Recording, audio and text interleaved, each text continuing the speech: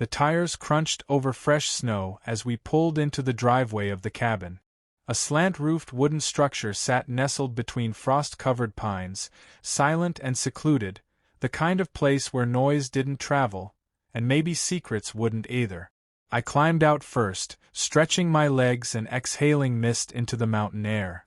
Tyler, my boyfriend of 3 years, slammed the trunk and threw me a grin. "This place is gonna be wild," he said, dragging the cooler out from the back. His energy had been hyped all week. Group chat buzzing, playlists curated, cigars packed like it was some kind of bachelor party. But I noticed the flicker in his eyes when he saw Mason stepping out of the back seat, stretching in his hoodie and basketball shorts like we were headed to the beach, not a snow-blanketed mountain range. Mason was Tyler's best friend. Childhood friends turned college roommates, then roommates again in the city before Tyler and I moved in together. We weren't close. Never had been. But he'd always been present. Part of the package. Until this weekend, I hadn't spent more than an hour alone with him. Now we were booked for 3 nights in the same cabin, just the 3 of us. The cabin was warm once we got the fireplace going, and Mason offered to do the first beer run to the mini fridge.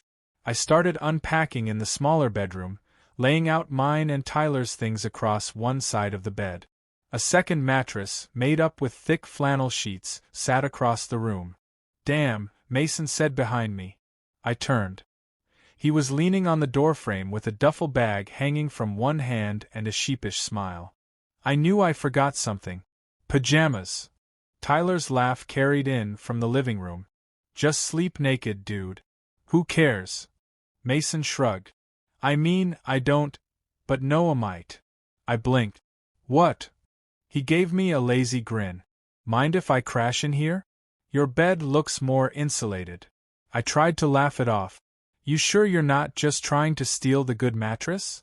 "Not denying it," he said, kicking his bag near the dresser. "But I'm also not trying to wake up frozen. No pajamas, remember?" Tyler appeared in the hallway holding a beer. "He'll be fine. Noah runs warm anyway." He tossed the bottle to Mason, then disappeared again. I stood there, unsure. I wasn't territorial. Not really. But the idea of Mason's body pressed against mine under heavy covers, his skin bare, set off something I didn't have a name for. Not arousal, not yet. Just alertness. Like something in the air had shifted. Dinner was casual. Grilled sandwiches, chips, and too much beer too fast. Tyler passed out early on the couch, mouth open, half hugging a throw pillow. I stood there with a blanket, wondering if I should wake him or let him be. Mason appeared behind me, close enough for his breath to warm the back of my neck. "He'll be fine," Mason said. "He always crashes early. Lightweight." I turned around. He was already shirtless, his gym-toned chest catching the low light from the fireplace. He scratched the back of his head. "Mind if I head in? I'm dead." "Yeah," I said quickly. "Yeah, of course." I changed in the bathroom, giving him time to settle in. When I returned, he was under the blanket, back turned, breathing steady. I climbed in cautiously, keeping a careful distance. But the cabin was cold, and the blankets were thin, and at some point in the night, that distance disappeared. I woke to the feeling of weight against me. Mason's arm draped across my chest, his leg nudging between mine, his face buried near my shoulder. For a second I froze. Then I told myself not to overthink it. He was asleep. It meant nothing. But I didn't move. A full minute passed before his breathing shifted. "You awake?" he murmured. I hesitated. "Yeah." His voice was quiet, still thick with sleep. "You're warm." I swallowed. "So I've been told." He chuckled, breath tickling my skin. "Hope I don't get too used to this." The words lingered between us, simple, but heavy. I waited for him to pull away, but he didn't. I didn't either. Outside, the wind howled through the trees. Inside, the silence stretched long and fragile. I closed my eyes, trying to ignore the way my heartbeat had changed. Slow, deliberate. Almost waiting for something I wasn't sure I wanted, or maybe had already started to want. The only sound left was Mason's breathing, deep and steady, against my skin, and the weight of a single sentence looping in my mind. He forgot his pajamas. But maybe he didn't forget on accident. The morning light filtered through the cabin's frost-glazed window, pale and sharp. I opened my eyes slowly, unsure for a moment where I was. Then I felt it, warm skin against my side, the weight of an arm still loosely wrapped across my waist. Mason. Still sleeping. Still curled into me like we belonged that way. His breath tickled the back of my neck in a slow, even rhythm. I lay there, motionless, the absurd intimacy of the moment making every inch of my body tense. I knew I should pull away, slide out from under his arm and pretend it hadn't happened. But I didn't. Instead, I memorized the feel of it. He shifted slightly, mumbling something unintelligible before nuzzling his face deeper into my shoulder. I stiffened. This wasn't a sleepover accident anymore. This felt intentional. And yet, when I finally peeled away and sat up, he didn't open his eyes. In the kitchen, Tyler was already awake, brewing coffee in the tiny French press like nothing in the world had shifted. He looked up and grinned, hair messy, hoodie unzipped halfway down his bare chest. "Sleep okay?" "Yeah," I said, voice dry. "Sure." He leaned back against the counter, sipping from a chipped mug. "You and Mason cozy enough?" I froze. "What?" He laughed. "I peeked in this morning. Looked like you two were snuggling like penguins." I forced a chuckle, my heart thudding too loudly in my chest. The room was freezing. "Right," he said, still grinning. "Dudes like a furnace, huh?" I didn't answer. I didn't like how easy it was for Tyler to dismiss what had happened, how it wasn't even a blip on his radar.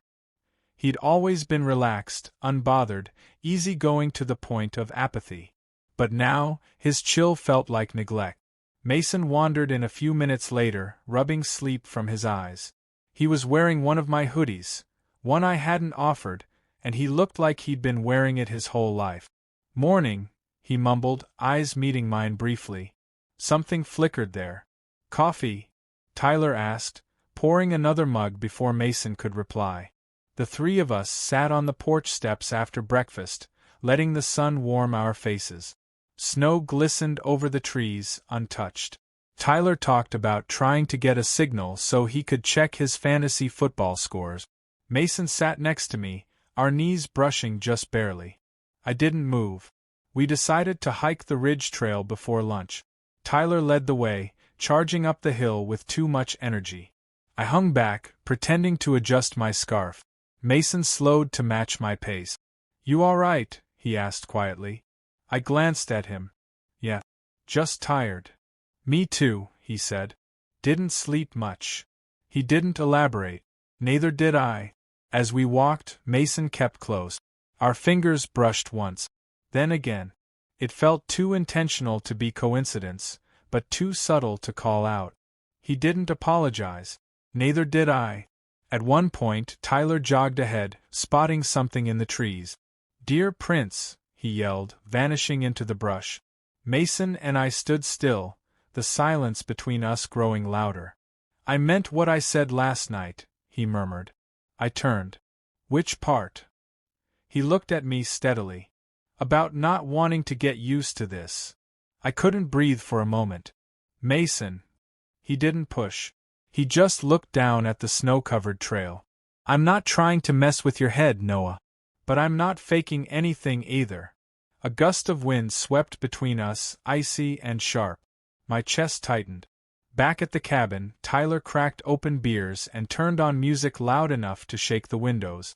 The party mood returned like nothing had happened. But the look Mason gave me over the rim of his bottle told a different story, one I wasn't ready to read. Later that night, Tyler passed out early again, sprawled over the couch with a blanket falling off his legs. He hadn't kissed me goodnight. Hadn't even looked at me long enough to notice I was quiet. I sat by the fire, watching the flames curl. Mason joined me, slipping silently onto the rug beside me. "You ever wonder if you're with the right person?" he asked, voice low. I stared into the fire. "Why are you asking me that?" Because I used to wonder it every day, he said. And now I don't anymore. I didn't respond. I didn't trust myself to. Mason leaned back on his hands, stretching his legs out. When I broke up with Clara, everyone assumed it was about commitment. But it wasn't that. It was her. I turned. I thought you two were solid. He smiled sadly. She wasn't the problem. I was pretending. I swallowed. Pretending what? He looked at me then, directly, unflinching. That I wanted her. That I only wanted women. The room shrank around us. He didn't reach for me. Didn't move closer. But his words were enough. I felt the ground tilt under my feet, subtle, but irreversible. I stood. I need to get some air. He nodded once. I'll leave the door unlocked. Outside, the snow had started again, soft flakes catching in my hair as I stepped into the still night. I breathed in deep, trying to shake the heat rising inside me. I told myself I hadn't crossed any lines. Not yet. But I wasn't sure I believed it anymore. The storm came in fast. By late afternoon, thick snow fell like static from a blank sky, muffling the world. The trees outside swayed in slow motion, their shadows stretching across the frost-laced windows. We were officially stuck. No roads, no reception, no way out until the plows came through. Tyler, true to form, made the best of it by cracking open more beer and turning the music louder than the cabin's small speakers could handle. "Guess we're doing movie night," he declared, fumbling with a half-frozen DVD collection we'd found in the cabinet. "You two start the fire, I'll build us a couch fort or something." Mason and I exchanged a glance. There was humor in it, but something else too. Something unspoken and heavy. He crouched by the hearth, feeding small logs into the fireplace. I joined him, my knees brushing his as we knelt over the kindling. The sparks caught quickly, flames blooming between us. "I forgot how quiet snow makes everything," I said, not sure why I was talking. "It's the best kind of silence," he replied, not looking at me. No questions. No expectations. We sat there for a while, bathed in flickering light and the soft crackle of burning wood. Tyler sang from the other room, off-key and drunk. Mason finally turned to me. "He doesn't see you." I stiffened. "What are you talking about?" He leaned back on his hands. "I mean, he's a good guy. But he doesn't really look at you, does he?" I stared into the flames. "We've been together a long time." "Time doesn't equal love," Mason said. "Sometimes it's just convenience. Habit." "You think this is easy for me?" I snapped too sharply. "You think I planned any of this?" His voice softened. "No. But you didn't stop it, either." I didn't answer. The fire cast long shadows across the wooden floor, golden and intimate. Mason reached out and touched my hand just lightly, his fingers grazing mine with maddening patience. I didn't pull away. I hated how natural it felt. Tyler shouted something from the other room, something about popcorn, but I couldn't make out the words. I wasn't really listening. Mason moved closer. Our shoulders touched. I turned toward him without thinking, and our faces were suddenly inches apart. "I can't," I whispered, even as my breath hitched. "You already are," he said. And then he kissed me. It wasn't hungry or rushed. It was deliberate, slow, searching, filled with a kind of urgency that came from holding back too long. His lips moved against mine like he'd already memorized the shape of them in his mind. My hands found his chest, not to push him away, but to hold him there. I told myself this was a moment. Just a slip. Just a kiss. But then his hand slid along my jaw, and I tilted into it.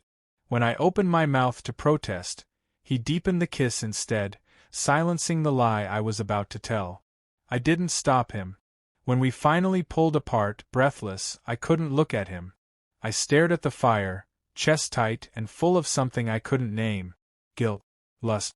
Loss. "What are we doing?" I asked, my voice barely a whisper. "Something real," he replied. I stood, dizzy with adrenaline. "I need to think." He didn't follow me. He just said, I'll be in the room. If you need to feel less alone. I stepped out into the hallway. Tyler was passed out on the couch, arms sprawled, a half-eaten bowl of popcorn on his chest. The TV was still running, something stupid and loud. I stood there, watching him. The man I'd been with for 3 years. The man who never noticed when I was quiet. Who stopped asking questions. Who let someone else crawl into my bed. Was I really the one who let this happen? I walked into the bedroom. The lights were off. Mason sat on the bed, legs crossed, silent. Waiting. I didn't say anything. I just stood in the doorway, heart hammering. He looked up at me. You don't owe me anything, Noah. You can walk out. Or you can sit down. Either way, I'll respect it. The honesty in his voice cut through the noise in my head. He wasn't trying to seduce me. He wasn't making promises. He was just present. And Tyler hadn't been, not for a long time. I sat down beside him. We didn't undress. We didn't need to. He reached for my hand, laced our fingers together, and pulled me into him with a quiet sigh. We lay down like that, fully clothed, heartbeats misfiring, breaths sinking. His lips brushed my forehead, then my cheek, then hovered near my ear. I'm here, he whispered. And for the first time in months, I believed someone.